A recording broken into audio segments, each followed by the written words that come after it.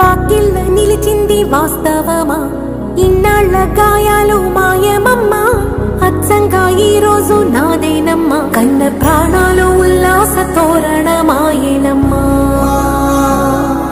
కంటి చెమ్మల్లోనూ నేడు సంతోష ఛాయలమ్మా.